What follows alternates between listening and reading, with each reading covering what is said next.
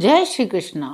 दशरथ जी के क्रियाकर्म के सब काम राम जी ने कर लिए हैं। अब सीता जी सासुओं की सेवा करती हैं। श्री रामचंद्र जी के सिवा इस भेद को और कोई नहीं जानता। सब मायाएं श्री सीता जी की माया में ही हैं। सीता जी ने सासुओं को सेवा से वश में कर लिया। उन्होंने सुख पाकर सीख और आशीर्वाद दिए। सीता जी समेत दोनों भाइयों को सरल स्वभाव देखकर कुटिल रानी केकई भरपेट पछताई। वह पृथ्वी तथा यमराज से याचना करती है, किंतु धरती बीच में से फटकर जाने के लिए रास्ता नहीं देती। विधाता मौत नहीं देता। लोक और वेद में प्रसिद्ध है।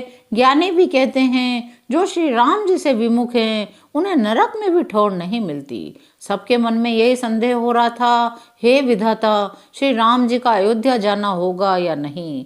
भरत जी को न तो रात को नींद आती है न दिन में भूख लगती है। वे सोच में ऐसे विकल हैं जैसे तल के कीचड़ में डूबी हुई मछली को जल की कमी से व्याकुलता होती है। भरत जी सोचते हैं माता के मिस से काल ने कुचाल की है, जैसे धान के पकते समय इति का भय आ उपस्थित हो। अब श्री रामचंद्र जी का राज्याभिषेक किस प्रकार हो, मुझे तो एक भी उपाय सूझ नहीं पड़ता। गुरु जी की आज्ञा मानकर राम जी अवश्य अयोध्या को लौट चलेंगे, परंतु मुनि वशिष्ठ जी तो श्री रामचंद्र जी की रुचि जानकर ही कुछ कहेंगे। माता कौशल्या जी के कहने से भी रघुनाथ जी लौट सकते हैं, पर भला श्री राम जी को जन्म देने वाली माता क्या कभी हट करेगी? मुझ सेवक की तो बात ही कितनी है, उसमें भी समय खराब है। मेरे दिन अच्छे नहीं हैं, विधाता प्रतिकूल है। यदि मैं हट करता हूँ तो घोर अधर्म होगा। एक भी युक्ति भरत जी के मन में न ठहरी। सोचते सोचते रात बीत गई। भरत जी प्रातःकाल स्नान करके प्रभु को सिर नवाकर बैठे ही थे। ऋषि वशिष्ठ जी ने उनको बुलवा भेजा। भरत जी गुरु के चरण कमलों में प्रणाम करके आज्ञा पाकर बैठ गए। सभी ब्राह्मण महाजन मंत्री आदि आकर जुट गए। श्रेष्ठ मुनि वशिष्ठ जी समयोचित वचन बोले, हे सभासदों, हे सुजान भरत, सुनो। सूर्य कुल के सूर्य महाराज श्री रामचंद्र धर्म धुरंधर और स्वतंत्र भगवान हैं। वे सत्य प्रतिज्ञ हैं, वेद की मर्यादा के रक्षक हैं। श्री राम जी का अवतार ही जगत के कल्याण के लिए हुआ है। वे गुरु माता और पिता के वचनों के अनुसार चलने वाले हैं। दुष्टों के दल का नाश करने वाले हैं। देवताओं के हितकारी हैं। नीति, प्रेम, परमार्थ और स्वार्थ को श्री राम जी के समान यथार्थ तत्व से कोई नहीं जानता। ब्रह्मा, विष्णु, महादेव, चंद्र, सूर्य, दिक्पाल, माया, जीव, सभी कर्म और काल, शेष जी, राजा आदि जहाँ तक प्रभुता है, योग की सिद्धियां जो वेद और शास्त्रों में गाई गई हैं। हृदय में अच्छी तरह विचार कर देखो तो यह स्पष्ट दिखाई देगा कि श्री राम जी की आज्ञा इन सभी के सिर पर है, अर्थात श्री राम जी ही सबके एकमात्र महान महेश्वर हैं। अतएव श्री राम जी की आज्ञा और रुख रखने में ही हम सबका हित होगा। अब तुम सयाने लोग जो सबको सम्मत हो वही मिलकर करो। श्री राम जी का राज्याभिषेक सबके लिए सुखदायक है। मंगल और आनंद का मूल यही एक मार्ग है। श्री रघुनाथ जी अयोध्या किस प्रकार चलें, विचार कर कहो, वही उपाय किया जाए।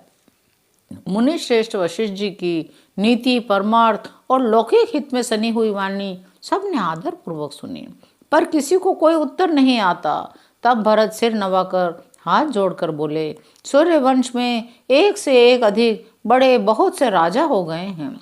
सभी के जन्म के कारण माता पिता होते हैं। शुभ अशुभ कर्मों का फल विधाता देते हैं। आपकी आशीष ही एक ऐसी है जो दुखों का दमन करके समस्त कल्याणों को सज देती है। यह जगत जानता है। हे स्वामी, आप वही हैं जिन्होंने विधाता की गति को भी रोक दिया। आपने जो निश्चय कर दिया उसे कौन टाल सकता है। आप मुझसे उपाय पूछते हैं, यह मेरा अभाग्य है।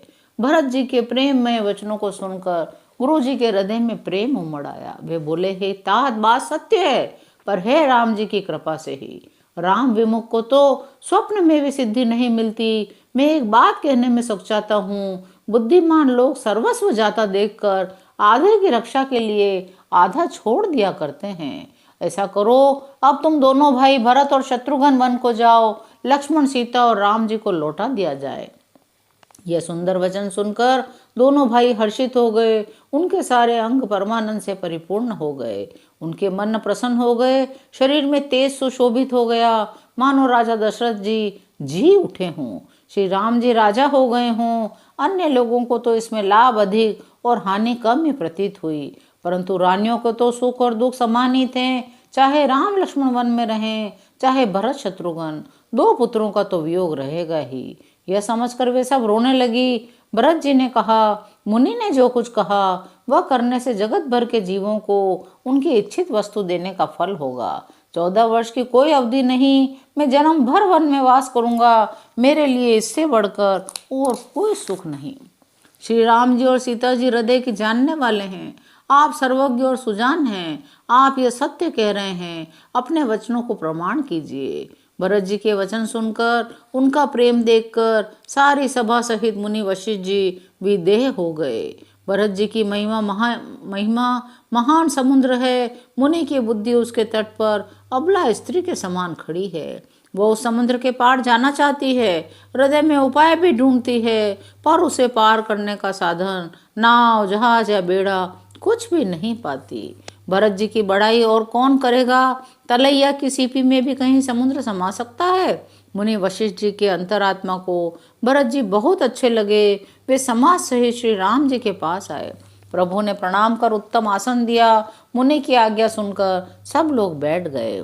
श्रेष्ठ मुनि देश, काल और अवसर के अनुसार विचार करके वचन बोले, हे सर्वज्ञ, हे सुजान, सुनिए, आप सबके हृदय के भीतर बसते हैं, सबके भले बुरे भाव को जानते हैं। जिसमें पूर्ववासियों का, माताओं का और भरत का हित हो, वही उपाय बतलाइए। दुखी लोग कभी विचार कर नहीं कहते, जुआरी को अपना ही दाव सूझता है। रघुनाथ जी कहने लगे, हे नाथ, उपाय तो आप ही के हाथ है। आपका रुख रखने में, आपकी आज्ञा को सत्य कहकर प्रसन्नता पूर्वक पालन करने में ही सबका हित है। मुझे जो आज्ञा हो, मैं उसी शिक्षा को माथे पर चढ़ा कर करूं। आप जिसको जैसा कहेंगे वह सब तरह से सेवा में लग जाएगा। मुनि वशिष्ठ कहने लगे, हे राम, तुमने सच कहा, पर भरत के प्रेम ने विचार को नहीं रहने दिया। मैं बार बार कहता हूँ, मेरी बुद्धि भरत की भक्ति के वश में हो गई है। मेरी समझ में तो भरत की रुचि रखकर जो कुछ किया जाएगा, शिव जी साक्षी हैं, वह सब शुभ ही होगा। पहले भरत की विनती आदर पूर्वक सुन लीजिए, फिर उस पर विचार कीजिए। भरत जी पर गुरु जी का स्नेह देखकर श्री राम जी के हृदय में विशेष आनंद हुआ। भरत जी को धर्म धुरंधर, तन मन और वचन से अपना सेवक जानकर श्री रामचंद्र जी गुरु की आज्ञा के अनुकूल मनोहर, कोमल और कल्याण के मूल वचन बोले। हे नाथ, आपकी सौगंध पिताजी के चरणों की दुहाई है। मैं सत्य कहता हूँ, विश्व भर में भरत के समान भाई कोई हुआ ही नहीं। जो लोग गुरु के चरण कमलों के अनुरागी हैं, वे लौकिक दृष्टि से भी और परमार्थिक दृष्टि से भी बड़भागी होते हैं। जिस पर आपका ऐसा स्नेह है, उस भरत के भाग्य को कौन कह सकता है? छोटा भाई जानकर भरत के मुंह पर उसकी बड़ाई करने में मेरी बुद्धि सुखचाती है। फिर भी कहता हूँ, भरत जो कुछ कहें वही करने में भलाई है। ऐसा कहकर राम जी चुप हो गए। तब मुनि भरत से बोले, हे तात, सब संकोच त्याग कर कृपा के समुद्र अपने प्यारे भाई से अपने हृदय की बात कहो। मुनि के वचन सुनकर राम जी का रुख पाकर गुरु और स्वामी को भरपेट अपने अनुकूल जानकर भरत जी कुछ कह नहीं सकते। वे विचार करने लगे, शरीर से पुलकित हो गए। वे सभा में खड़े हो गए, उनके नेत्रों में प्रेमाश्रुओं की बाढ़ आ गई। वे बोले, मेरा कहना तो मुनिनाथ ने ही निभा दिया। जो कुछ मैं कह सकता था वह तो उन्होंने ही कह दिया। इससे अधिक मैं और क्या कहूँ? अपने स्वामी का स्वभाव मैं जानता हूँ। वे अपराधी पर भी कभी क्रोध नहीं करते। मुझ पर तो उनकी विशेष कृपा और स्नेह है। मैंने तो खेल में भी कभी उनकी अप्रसन्नता नहीं देखी। बचपन से ही मैंने उनका साथ नहीं छोड़ा। उन्होंने भी मेरे मन को कभी नहीं तोड़ा। मैंने प्रभु की कृपा की रीति को हृदय में भली भांति देखा है। मेरे हारने पर भी, खेल में भी प्रभु मुझे जिता देते रहे। मैंने भी प्रेम और संकोचवश कभी सामने मुंह नहीं खोला।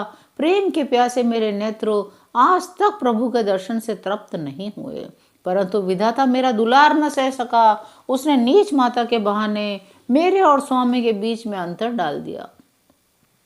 माता नीच है, मैं सदाचारी और साधु हूँ, ऐसा हृदय में लाना ही करोड़ दुराचारों के समान है। क्या कोदों की बाली उत्तम धान फल सकती है? क्या काली घोंगी मोती उत्पन्न कर सकती है? स्वप्न में भी किसी को दोष का लेश भी नहीं है।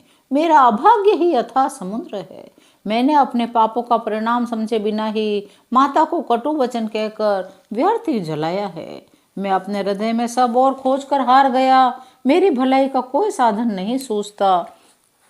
इस प्रकार भले ही मेरा निश्चय भला है, वह यह कि गुरु महाराज सर्व समर्थ हैं, श्री सीताराम जी मेरे स्वामी हैं। इसी से परिणाम मुझे अच्छा जान पड़ता है। आज की कथा यहीं विराम लेती है। शेष अगले अंकों में। जय श्री राम।